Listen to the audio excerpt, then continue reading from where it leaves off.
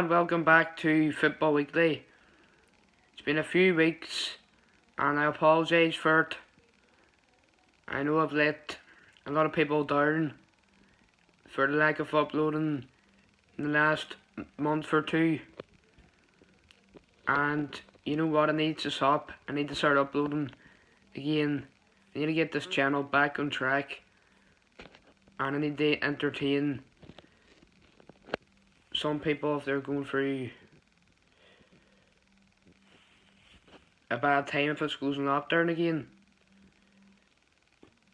But anyway, big game for United tomorrow against Brighton. Away, of course, any game's big, but more draw points, then really our season is over. And I can say now, I said it before the season started, Manchester United have no chance of getting top three. You compare them to City, Liverpool, Man City, or City, Liverpool and Chelsea. Like, even they have backups, even Liverpool, they finished 30 points ahead of us last season. 32, something like that. And we're trying to get very close and we're trying to challenge. This is Manchester United. Massive club, we should be winning trophies, challenging for league titles. That should be the mentality of this football club. But you compare our transfer window to Liverpool signed Jota. He'll be a fantastic player on the bench and can rotate the squad a bit. So I don't think he'll make the 11. Of course, Firmino, Mane and Salah's going to be at front three, but at least he can give one of them the rest. You look at, they also signed Thiago, so that's more squad depth and the backup left back. Man City, the likes of Phil Foden they have on the bench. Gundogan, but he has coronavirus. Cancelo, you've got Brahim Serd on the left, Aguero striker, and then you've got Bernardo Silva, and then it's De Bruyne. Well, it's really hard to say swap and change your squad, but they've got Gabriel Jesus, a very good striker, to have a second choice as well. Their squad depth is just fantastic. Even Chelsea. Alright, Chelsea. My opinion, Chelsea's bench wouldn't be as good as Manchester City's, but their 11 is as good as anybody's. And they still got very good players on the bench like Loftus-Cheek. You've got Tammy Abraham, who scored something like 15 goals last season. And you've got the likes of exciting young stars like Mason Mount, Billy Gilmore. Like, they're all heading in the right direction, whereas United signed one player, Van de Beek. And our players are absolutely knackered at times, and you can't replace them with Daniel James. A Gallo. Trusting them to perform consistent is like trusting a 2-year-old cooking your dinner. And it's just not good enough, the transfer window. From top to bottom, this club has been run absolutely shocking. And I'm bloody raging at it. I'm bloody raging. And it's not like we've got a long left in this transfer window. We've got 2 bloody weeks. We've lost to Crystal Palace. He made a big mistake playing Daniel James, but I think he dropped Greenwood to give him a lesson for his silly stuff he's been at. But the performance last week was absolutely shocking, and you know what? Tuesday night was the last straw for loads of Manchester United players. That was our bench playing. And our Man City's bench would beat some Premier League clubs, never mind beating Luton Town. But our bench struggled to beat Luton Town when Rashford and Greenwood came on and they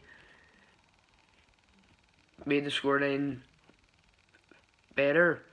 But it shows you how bad our bench is. Gallo was crap, Mata was alright, he scored that penalty, but I still don't think he is it anymore. Lingard, Pereira, James, all not good enough. I do think Lingard, I'd rather have Lingard over James and Pereira, to be honest, but he's not Manchester United quality. There's just too many players that aren't good enough. Too many players. And the defence isn't good enough. The challenge for the league, as I said, the squad depth is shocking. Even the likes of Everton have better squad depth than us. Spurs were getting closer. They've had a far better transfer window, so has Arsenal. So they're closing the gap to us. And even you've got your Everton, the likes of Everton, they've improved. So United's a real team that's not improved at all. Also, big transfer news in Luis Suarez signing Atletico.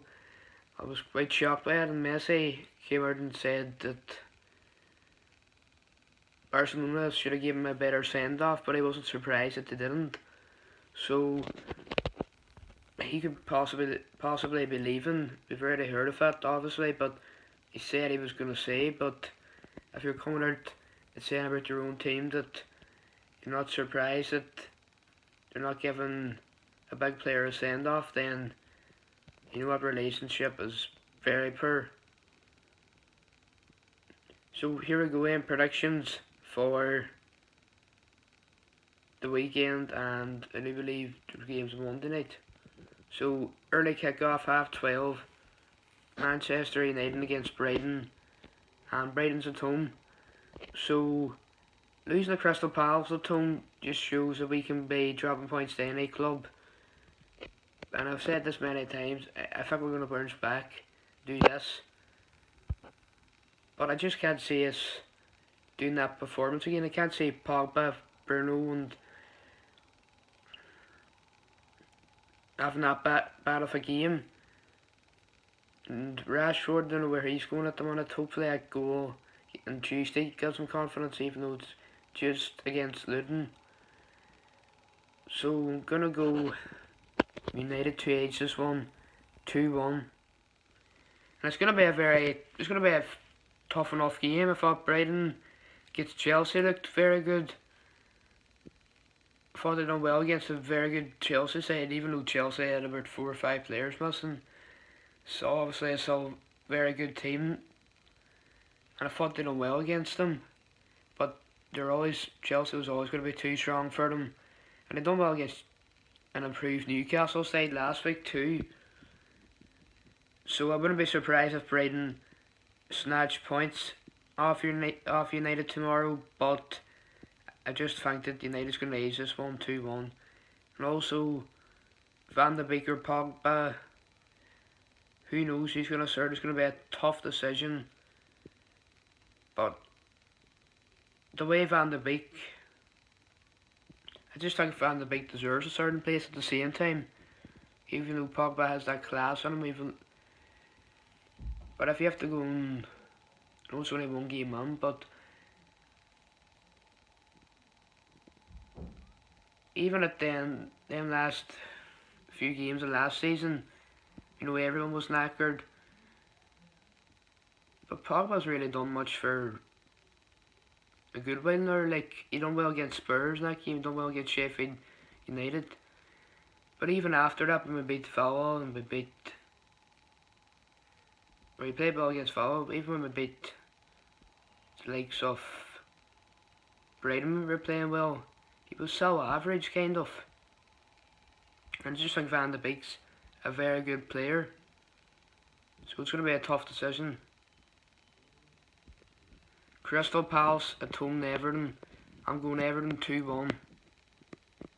Everton, we very good team this season. Really good start. Very good win in the first game against Spurs, and the second game against West Brom. They were helped with West Brom going there to 10 men early, but you have to beat what's put in front of you too. It was a job well done. So I'm going Everton 2-1. Chelsea away to West Brom. And I'm going Chelsea 4-1. It'll be far too strong for West Brom, even with Ziyech. Or they may have few of their stars back too. I think so, but Chelsea's going to win 4-1. Very good side, and West Brom will struggle to stay up this year, even though they've been unlucky. But I'm going for Chelsea 4-1. Burnley against Southampton, going 1-1 draw. Southampton were poor last Sunday against Spurs, and Burnley are hit and miss. They played alright against Leicester, but Leicester were too strong for them. Leicester are played in the second half. But if I'm with Burnley having the home advantage, they're going to get a point against Southampton.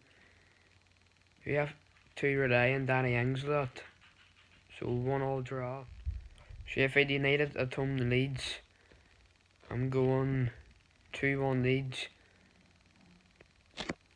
By a very close game.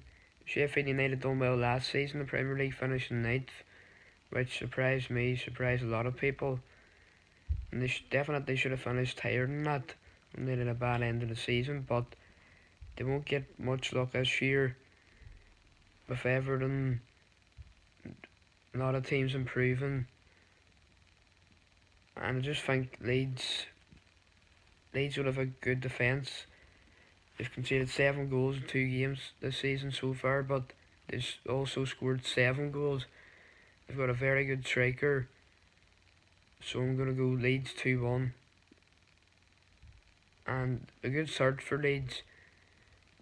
They impressed against Liverpool even though they got beat, and they beat Fulham 4-3. They're 4-1 up and nearly 3 away, but still a very important 3 points. Spurs at home against Newcastle. And Spurs 3-1. Spurs boosted by the signing of Gareth Bale, and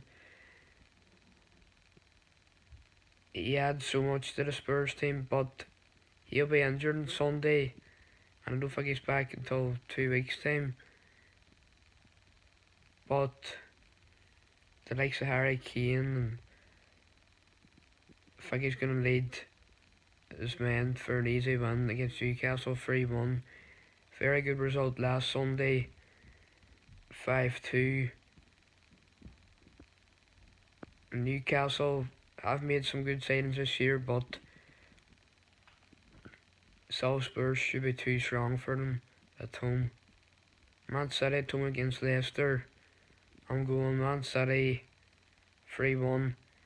Leicester, they haven't really changed much this year. They've lost Chilwell, which is a big lose. Man City, strong as usual. Man City, too strong for Leicester, 3-1. They good result against Wolves, 3-1. They were very good in the first half. They're 2-0 up half time. They should have scored more. Second half, Wolves were the better team. 2-1. Jimenez missed a very good chance. Chipped it over the keeper. And just before the final whistle, Jesus scored to secure the win, 3-1. So Man City were relieved and happy with that. Good 3 points against a tough start, you have to say, against Wolves. It's never going to be easy, and I'm sure they'll be up there to challenge for the title this year. So I'm going City 3-1 against Leicester. Last game on Sunday, West Ham against Wolves. Wolves 2-1. They'll be too strong for West Ham. They're unlucky against Man City, played well in the second half. And West Ham, they're going to struggle this season. They'll be lucky if they don't get relegated. And obviously they have 3 players test positive for coronavirus. Obviously the manager, David Moyes, as well. So Wolves 2-1 against West Ham. To the Monday night games, 2 games. Last 2 games of the match day, or match week 2. The 1:45 kick-off, Fulham at home against Aston Villa. Going for a 1-1 draw, Fulham. I do think they'll get relegated this year straight back there in the Championship. But you never know, of course. Aston Villa got 3 points last week. They're helped by 10 men Sheffield, red card, but they deserve the win, they deserve the 3 points. And every point's crucial for both teams. Because Aston Villa, I think, will be challenging, will be near that relegation zone as well. So I'm going for a 1-1 draw. Liverpool against Arsenal, the last game, big game of the week. Arsenal, very good start to the season. They played well against Fulham, but last week against West Ham, very lucky, they didn't play well. And they need to use that luck, and they did use the luck. So, fair play to them, but against many other teams, they wouldn't have got them 3 points. Liverpool's just fantastic, of course, and they're even improved this year. Thiago, Jota, they're just going to get better and better, and they're going to be far too strong for this Arsenal side. It's going to be 3-1 Liverpool, and an easy one for. It's not that it's going to be easy to do if they play well against them, but I just can't see Arsenal taking any points against Liverpool at all. So 3-1 Liverpool. So that's me for tonight. Thanks for watching. Make sure to subscribe, give it a like, and I'll see you all tomorrow after the Manchester United and Brighton match for the match review. So speak to you.